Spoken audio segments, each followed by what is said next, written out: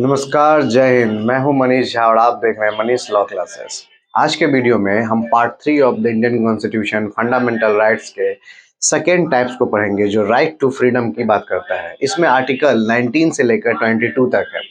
इसके पहले वीडियो में हमने राइट टू इक्वालिटी की बात किया था, वो आप लास्ट वीडियो में देख सकते हैं। तो चलिए आज पढ़ते हैं राइट टू फ्रीडम, जो हमारा फंडामेंटल राइट है 6 तरह का। उसमें दूसरा टाइप है राइट टू फ्रीडम। वो फ्रीडम क्या कहना चाहता है? देखिए, इसमें 4 आर्टिकल आते हैं और एक आर्टिकल अमेंड हुआ था। तो उन 5 आर्टिकल को हम समझेंगे अभी। आर्टिकल 19 ये कहता है कि प्रोटेक्शन ऑफ 6 राइट, जो आपके फंडामेंटल राइट के फ्रीडम को 6 राइट दिए गए हैं, उसका प्रोटेक्शन, उसका संरक्षण कैसे करते हैं। तो पहले हम जान लेते हैं कि वो 6 फंडामेंटल राइट हमारे क्या हैं आर्टिकल 19 के हिसाब से। देखिए, पहला है स्पीच और एक्सप्रेशन। आपको बोलने की आज़ादी है, माने इंडियन सिटीजन को बोलने की आज़ादी, हमें आपको सबको बोलने की आज़ादी है। इसी अगर मैं बोल सकता हूं तो आप सुन सकते हैं, इसकी भी आज़ादी है। क्योंकि साथ में है एक्सप्रेशन, आप अपने कोई व्यू प्रकट कर सकते हैं, एक्सप्रेस कर सकते हैं, चाहे वो रिटेन मोड में हो या ओरल मोड में हो। होता क्या है, बहुत टाइम देखते होंगे, जब गवर्नमेंट की कोई भी पॉलिसी आती है तो कुछ लोग उस पर अग्री करते हैं और कुछ डिसएग्री करते हैं। तो जो डिसएग्री करते हैं वो आए दिन रोड पे प्रोटेस्ट करते हैं। तो वो एक तरह से आपका आर्टिकल 19 का ही उनका राइट है कि वो प्रोटेस्ट कर सकते हैं और वो चीज़ को बोल पाते हैं। तो ये स्पीच और एक्सप्रेशन की आज़ादी देती है। यही आज़ादी मीडिया को भी मिलती है कि जो इन आर्टिकल का यूज करके बहुत कुछ अननेसेसरी भी बोल जाते हैं, जो कि नहीं बोलना चाहिए। क्योंकि देखिए, इसके अंदर कुछ एक्सेप्शन भी हैं। जैसे हमें अगर आज़ादी मिली है तो हमें कुछ रेस्ट्रिक्शन भी है। रेस्ट्रिक्शन ये है कि हमें अपने देश की इंटीग्रिटी, सोवरेनिटी को बचाए रखना है, मतलब प्रभुता और अखंडता को बचाए रखना है। हमारे अपने देश की सिक्योरिटी को बचाए रखना है। ऐसा नहीं कि अगर हम अपने किसी पड़ोसी देश या किसी देश को अपने देश की सिक्योरिटी के बारे में जानकारी दे दें, इससे हमारे देश का क्षति हो जाएगा। फिर हमारे देश से जिनके फ्रेंडली रिलेशन है, जिन देशों की, जिन कंट्रियों के हमारे देशों के साथ, हमारे कंट्री के साथ फ्रेंडली रिलेशन है, उनके साथ अच्छे व्यवहार करने चाहिए। हमें कंटेम्प्ट ऑफ कोर्ट, मतलब अपने कोर्ट का उल्लंघन नहीं करना चाहिए। हमें पब्लिक ऑर्डर को मानना चाहिए। हमें डिसेंसी और मोरालिटी का इसके ऊपर ध्यान देना चाहिए। मतलब कुछ भी चीज़ ऐसा ना हो कि एक तरह से न्यूडिटी हो जाए, कि लोगों को शर्मिंदगी आने लगे। आप कुछ भी कीजिए, एक दायरे में रह के कीजिए। आप आए दिन देखते होंगे टीवी पे कुछ चीज़ एड्स या बहुत कुछ ऐसे आते हैं जो आप फैमिली के साथ देखने में आपको शर्म फील होती है। तो इस चीज़ों को ना किया जाना चाहिए। ये अंडर आर्टिकल 19 कहता है कि हमें कॉन्स्टिट्यूशन स्पीच और एक्सप्रेशन, बोलने की, लिखने की, अपने बातों को प्रकट करने की, अगर आप मौन रहते हैं तो मौन रहने की, साइलेंट रहने की आज़ादी देते हैं। बशर्ते कुछ रेस्ट्रिक्शन भी है कि आप उस चीज़ को भी यूज करें। एक रिस्ट्रिक्शन और है आपका, इंसाइटमेंट टू एन ऑफेंस, किसी को ऑफेंस के लिए, क्राइम के लिए उस्काना भी नहीं है। ठीक है, तो इन सारे रेस्ट्रिक्शन को ध्यान में रख के आप अपनी आज़ादी को फॉलो कर सकते हैं। नेक्स्ट है असेंबली, मतलब सभा करने की। 10-15 लोगों को मिलाकर आप एक सभा कर सकते हैं, बशर्ते उस याद रहे उसमें विदाउट आर्म्स होना चाहिए। ऐसा ना हो कि हथियार लेके गए और वहाँ बम मार दिए तो सभा बिगड़ जाएगा। तो उस चीज़ों को ध्यान रखें। आपके असेंबली करने की आपको आज़ादी है। आपको एसोसिएशन, मतलब संगठन बनाने की आज़ादी है। आप आए दिन देखते होंगे यूनियन बनते हैं, ट्रेड यूनियन। बस आर्टिकल 19 का उन्होंने यूज करते हैं और वो एसोसिएशन बना लेते हैं, आप संगठन बना लेते हैं। उसके बाद आपको कहीं घूमने फिरने की आज़ादी है, मूवमेंट। आप इंडियन टेरिटरी में कहीं भी आना जाना, घूमना फिरना कर सकते हैं। बस जिस मोड ऑफ ट्रेवल से जा रहे हैं, ट्रांसपोर्ट की टिकट कटाइए और अपना पूरा प्यारा भारत को देखिए, भ्रमण कीजिए। कहीं जगह अच्छा लगा तो आपको रेसिडेंस की आज़ादी है, आप वहाँ बस सकते हैं, आप वहाँ घर खरीद सकते हैं। उसके बाद आप जीवन जीने के लिए तो कुछ चाहिए, तो आप वहाँ प्रोफेशन कीजिए। बशर्ते आपको याद रहे कि जो आप प्रोफेशन कर रहे हैं उसमें आप क्वालिफाइड हो, आपके पास क्वालिफिकेशन हो। ऐसा ना हो कि विदाउट क्वालिफाइड आप वहाँ पहुँच गए और वो प्रोफेशन करने लगे, जिससे दूसरे लोगों को प्रॉब्लम होने लगेगी। आप कोई भी ऑक्यूपेशन कर सकते हैं जीविका चलाने के लिए।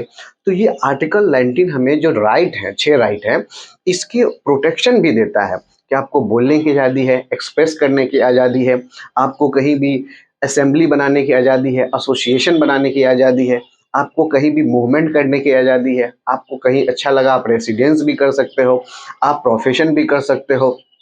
इसमें एक प्रॉपर्टी का भी आज़ादी था, राइट था, उसे अमेंडमेंट करके कॉन्स्टिट्यूशनल राइट और लीगल राइट में कन्वर्ट कर दिया गया है। वो अंडर आर्टिकल 19 और अंडर आर्टिकल 31 भी आता है, जो मैंने आपको लास्ट वीडियो में बताया था। जब हम प्रॉपर्टी का अधिकार पढ़ेंगे उस वक्त मैं आपको बता दूंगा। फिलहाल प्रॉपर्टी का अधिकार अभी फंडामेंटल राइट ना होकर कॉन्स्टिट्यूशनल राइट हो चुका है, ठीक है। तो आर्टिकल 19 को बैकबोन ऑफ द कॉन्स्टिट्यूशन कहा जाता है, मतलब संविधान की रीढ़ की हड्डी।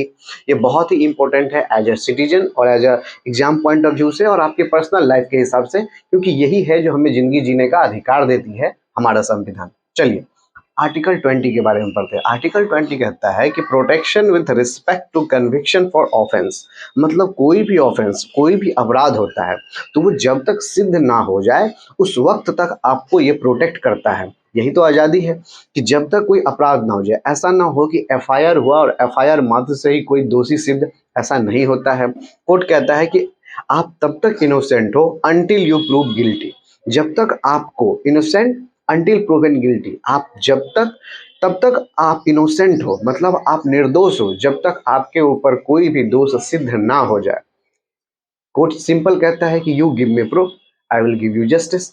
आपके ऊपर तब तक दोष सिद्ध नहीं होगा तब तक आप अपना इनोसेंट रहोगे, ठीक है। अब उसके अंदर में 3 क्लॉजेज हैं, वो क्या कहते हैं चलिए जानते हैं। देखिए पहला है, अगर किसी को कोई सजा होती है तो वो रेट्रोस्पेक्टिव मेथड से ना हो, मतलब पुराने जमाने के लॉ से ना हो। एट अ टाइम जो कानून है, जो लॉ है, उसके बेसिस पे उन्हें पनिशमेंट मिलनी चाहिए। ये नहीं कि पुराना कानून क्या था उसके बेसिस पे मिले। एट रिसेंट टाइम जो लॉ है उसके ऊपर मिलना चाहिए, समझ गए। रेट्रोस्पेक्टिव पुराने जमाने के कानून से नहीं मिलना चाहिए। दूसरा आता है डबल जियोपैडी।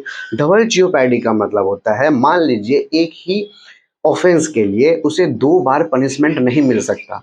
कि मान लीजिए एक कोई ऑफेंस किया और वो जेल अपना पनिशमेंट काट के आ गया, अब कोई दूसरा आदमी बोलेगा ना ना मेरा मन नहीं भरा है, उसको दोबारा एक बार जेल भेजिए, तो कोर्ट वो नहीं कह सकती, कोर्ट ऑलरेडी उन्हें पनिशमेंट दे चुकी है, ठीक है। तो एक ही ऑफेंस के लिए डबल मतलब 2 बार पनिशमेंट नहीं मिलता है। तीसरा है प्रोहिबिशन अगेंस्ट सेल्फ इंक्रिमिनेशन। आपको खुद के लिए, आप देखते होंगे बहुत सारे अगर मान लीजिए कोर्ट में गवाही देने से पहले अगर पुलिस इंट्रोगेट करे कि नहीं तुम अपने खिलाफ गवाही दो, तो उसके लिए आपको प्रोहिबिशन है, आपको संरक्षण है कि आप वो चीज़ नहीं दे सकते, आप खुद के खिलाफ गवाही नहीं दे सकते, ठीक है। इसीलिए बहुत सारी मूवी में आपने ये बात सुनी होगी कि पुलिस को दिया गया स्टेटमेंट कोर्ट में एडमिसेबल नहीं है। ये इसीलिए कहा जाता है कि वहाँ हो सकता है इंट्रोगेट करके जोर जबरदस्ती करके किया गया हो, इसलिए आप खुद के खिलाफ आपको कोई गवाही देने पे मजबूर नहीं कर सकता है। ये आपका राइट है आर्टिकल 20, और यही राइट है जो at the time of emergency भी आपसे कोई नहीं छीन सकता। मैंने आपको लास्ट वीडियो में बताया था कि बहुत सारे ऐसे राइट है फंडामेंटल राइट, जब देश पे इमरजेंसी लगता है तो आपसे ले लिया जाता है, लेकिन आर्टिकल 20 और आर्टिकल 21 ये आपसे इमरजेंसी के केस में भी आपसे वंचित या आपसे डिप्राइव नहीं किया जा सकता, ठीक है। नेक्स्ट समझते हैं आर्टिकल 21। आर्टिकल 21 कहता है कि राइट टू लाइफ और personal liberty. Right to life मतलब आपको ज़िंदगी जीने का अधिकार है, पर्सनल लिबर्टी मतलब वो भी सेल्फ रिस्पेक्ट के साथ। तो राइट टू लाइफ में आता है कि पहला तो आप देखिए, जैसे आप ज़िंदगी जीते हैं तो आपको ज़िंदगी बचाने का भी अधिकार है। आप अपना जान ना लें, सुसाइड वुसाइड ना करें। इससे क्या होता है कि मान लीजिए जो सुसाइड किया वो तो चला गया, जो बच गया उसके ऊपर पनिशमेंट लग जाती है, क्योंकि you are the valuable citizen for us, ऐसा कॉन्स्टिट्यूशन कहती है, ऐसा संविधान कहती है, और वो है भी। अगर संविधान हमें बचाने की रिस्पॉन्सिबिलिटी लेता है तो हम अपनी जान ना ले, ये भी रिस्पॉन्सिबिलिटी उन्हीं की है, ठीक है। तो आप अपना जान ना ले, ठीक है, सेव योर लाइफ। उसके बाद अगर आप ज़िंदगी जीना चाहते हैं तो क्लीन इन्वायरमेंट के लिए आपका राइट है, आपका अधिकार है कि हमें शुद्ध वातावरण मिले। इसलिए बहुत देखिएगा, बहुत सारे जो व्हीकल्स होते हैं जिनसे बहुत सारे पॉल्यूशन निकलते हैं, जिनके पॉल्यूशन फेल हो जाते हैं, उनके ऊपर पनिशमेंट लगती है और उन्हें रिन्यू करने की परमिशन दिया जाता है कि आप रिन्यू कर कीजिए, ताकि लोगों को इस इन्वायरमेंट, क्लीन इन्वायरमेंट मिल सके और आपके इस पॉल्यूशन से किसी को प्रॉब्लम ना हो, ठीक है। दूसरा है हेल्थ के लिए। गवर्नमेंट ऐसा कुछ संविधान कहती है कि गवर्नमेंट लोगों को फ्री हेल्थ चेकअप करवाए, इसीलिए बहुत सारे ऐसे हॉस्पिटल हैं जहां लोगों की फ्री ट्रीटमेंट होती है, क्योंकि ये यहाँ के सिटीजन का अधिकार है, राइट है। तो आर्टिकल 21 समझ गए। उसमें एक पर्सनल लिबर्टी भी आता है, सेल्फ रिस्पेक्ट। मान लीजिए कोई किसी को ऐसा कोई छोटा मोटा काम माने ऑफेंस करने पे पनिशमेंट देता है, वो पनिशमेंट इस हद तक ना हो या कानून को अपने हाथ में ना ले ले ताकि उसकी सेल्फ रिस्पेक्ट गिर जाए। मान लीजिए कोई किसी को मारता है और इस तरह से ना मारे कि उसे नेग्ड कर दिया जाए, ठीक है, तो ये पर्सनल लिबर्टी के ऊपर आ जाता है। इसी के अंदर आता था एडल्ट्री। एडल्ट्री का मतलब समझ लीजिए आवारागर्दीपन, ये सब होता है। मतलब जैसे हस्बैंड का रिलेशन किसी और के साथ चल रहा है, वाइफ का रिलेशन किसी और के साथ चल रहा है और वो दोनों कोर्ट में जाते थे, तो ये कोर्ट ने कहा, दोनों का ये मानना था कि हमारी पर्सनल चीज़ें हैं, हम एक दूसरे से भी शेयर ना करें, ऐसे ऐसे थे। तो कोर्ट ने कहा ठीक है, अल्टीमेट रिजल्ट यही होगा, आप डाइवोर्स ले ले। फिर पर्सनल लिबर्टी को हम अलाउ करते हैं कि ठीक है, आपकी कुछ चीज़ें जो पर्सनल है वो पर्सनल रहेगी, उसमें हम छेड़छाड़ नहीं करेंगे, बस इसका रिजल्ट यही होगा कि आपको डाइवोर्स लेना पड़ जाएगा। तो एडल्ट्री जो सेक्शन 497 था वो हट चुका है, ठीक है।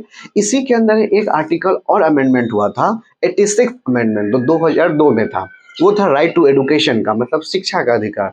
जो कॉन्स्टिट्यूशन ये कहता है कि गवर्नमेंट को एज 6 साल से लेकर 14 साल के बच्चे को शिक्षा देने का अधिकार है, वो उन्हें शिक्षा प्रोवाइड करे, वो भी फ्री ऑफ कॉस्ट। इसलिए हर स्टेट में देखिएगा अलग अलग तरह के नाम अलग होते हैं, जैसे आंगनबाड़ी हुआ, मंटेसरी स्कूल हुआ या प्राइमरी स्कूल हुआ, इन सब के नाम से जाना जाता है। और वहाँ 6 साल से लेकर 14 साल के बच्चे को फ्री ऑफ कॉस्ट ट्रीटमेंट, मतलब उनको एडुकेशन दिया जाता है, ठीक है, जो प्राइमरी एडुकेशन होता है। तो ये था आर्टिकल 21।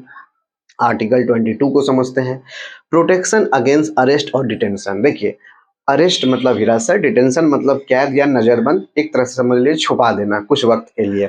तो इसके अगेंस्ट में आपके पास क्या प्रोटेक्शन है, उन आपके क्या संरक्षण है, क्या अधिकार हैं, उसको जानते हैं। मान लीजिए कोई अरेस्ट होता है तो उसका तो पहला ये होना चाहिए कि why he has been arrested, उसे अरेस्ट किया क्यों गया है, ये उसका अधिकार है पूछने का पुलिस से। दूसरा, राइट टू कंसल्ट हीज और हर एडवोकेट, उसे उसके एडवोकेट से, वकील से उन्हें कंसल्ट करने की इजाज़त मिलनी चाहिए, ये अधिकार है। फिर है, उन्हें जुडिशियल मजिस्ट्रेट के पास विदिन 24 आवर प्रेजेंट करना चाहिए। ऐसा ना हो कि उसे 2-4 दिन 5 दिन जेल में ही रखे रहे, माने अपने कस्टडी में ही रखे रहें, ठीक है। उन्हें 24 आवर के विदिन 24 आवर जुडिशियल मजिस्ट्रेट के सामने प्रेजेंट करना होगा, ठीक है। किसे जेल में रहना अच्छा लगता है, सब चाहता है कि मेरा मैटर जितना जल्दी हो वो सॉर्ट आउट हो जाए। फिर तीसरा, तो ये अधिकार आप जाने रहेंगे या कोई सिटीजन जाना रहेगा तो उनके पास थोड़ा हिम्मत बढ़ती है। तीसरा है, कांट कीप इन कस्टडी। देखिए, जुडिशियल मजिस्ट्रेट जो टाइम पीरियड या जो टाइम वर्ड एक निर्धारित करती है, फिक्स करती है, डिटेन करती है, उससे ज़्यादा जो भी जुडिशियल मजिस्ट्रेट आपके लिए जो कस्टडी में आते हैं, कस्टडी में, उन्हें एक पीरियड डिटरमाइन करती है और उसी डिटरमाइन, मान लीजिए वो बोले कि इन्हें 2 दिन तक कस्टडी में रखना है, तो पुलिस उन्हें 2 दिन से ज़्यादा नहीं रख सकती है, ठीक है। जो जुडिशियल मजिस्ट्रेट जो टाइम पीरियड डिटरमाइन कर देंगे उससे ज़्यादा उन्हें नहीं रखा जाता है, ये अधिकार है लोगों का, इस चीज़ों को लोग जान लें। ये तो हो गया अरेस्ट का कहानी। अब डिटेंशन का कहानी समझिए। डिटेंशन का मतलब होता है कैद या नज़रबंद, और सिंपल भाषा में छुपा देना कुछ वक्त के लिए। ये होता है 3 मंथ के लिए। अगर कैद किया जाता है या नज़रबंद किया जाता है तो 3 मंथ के लिए। 3 मंथ से ज़्यादा अगर डिटेंशन में रखना है तो फिर वो एडवाइजरी कमेटी बिठानी पड़ती है, जज से अप्रूवल लेके फिर उस चीज़ को पास किया जाता है, ठीक है। डिटेंशन 2 तरह के होते हैं, एक होते हैं प्यूनिटिव, एक होते हैं प्रिवेंटिव। तो देखिए, प्यूनिटिव जो होते हैं, मान लीजिए किसी के ऊपर ट्रायल चल रहा है, ट्रायल मतलब जांच चल रही है, जांच पे उसे कुछ दोषी सिद्ध कर दिया गया है कि हाँ वो क्राइम किया है, वो क्रिमिनल है, तो उसको अरेस्ट कर लिया जाएगा आफ्टर ट्रायल, मैंने दोष सिद्ध होने के बाद उस अगर सिद्ध हो गया तो उसे कैद कर लिया जाएगा। और दूसरा होता है प्रिवेंटिव। प्रिवेंटिव का मतलब होता है जांच करने से पहले उसे अरेस्ट कर लिया जाता है। ये सस्पिशियस ग्राउंड पे होता है कि ये सपोज किया जाता है, माना जाता है कि इनके रहने से कुछ प्रॉब्लम क्रिएट हो जाएगी। जैसे जब 370 हट रहा था तो आपने उस वक्त देखा होगा कश्मीर के बहुत सारे ऐसे पॉलिटिकल लीडर थे जिन्हें डिटेन कर लिया गया था, उन्हें ही प्रिवेंटिव डिटेंशन के अंदर डिटेन कर लिया गया था, कैद करके नज़रबंद कर दिया गया था कुछ महीनों के लिए, ठीक है। वो ऐसा होता है कि मान लीजिए कोई सस्पिशियस ग्राउंड पे संदेह होता है कि इनके होने से कुछ प्रॉब्लम क्रिएट हो जाएगी। इसी के अंदर आता था टाडा एक्ट, मीशा एक्ट, कोटा एक्ट, जो अभी हट चुका है, उसके बदले प्रोटेक्शन एक्ट आ चुका है, ठीक है। तो ये था इन शॉर्ट फंडामेंटल राइट के दूसरे टाइप, राइट टू फ्रीडम, जो आज़ादी की बात करता है, जिसमें आर्टिकल 20 और 21 ऐसा आर्टिकल है जो कोई भी इमरजेंसी में आपसे गवर्नमेंट या कॉन्स्टिट्यूशन डिप्राइव नहीं कर सकती है, ये आपका राइट हमेशा रहेगा। आर्टिकल 19 को बैकबोन ऑफ द कॉन्स्टिट्यूशन मतलब संविधान की रीढ़ की हड्डी कहा जाता है। इसके लिए बहुत सारे डिस्कशन हुए थे, तब जाके ये अपना आर्टिकल 19 इतना पावरफुल है। इस चीज़ को समझ गए। और इसमें एक चीज़ और था, 86 अमेंडमेंट में 21A के तहत 2002 में राइट टू एजुकेशन भी अमेंड किया गया, ऐड किया गया। तो आई होप फंडामेंटल राइट की दूसरे टाइप जो राइट टू फ्रीडम है, ये आपको बेसिक कंसेप्ट क्लियर हुआ होगा। इसका हम नेक्स्ट वीडियो में जानेंगे। तब तक आपके पास कोई भी सॉल्यूशन हो, कोई भी सुझाव हो, please let me know in the comment box.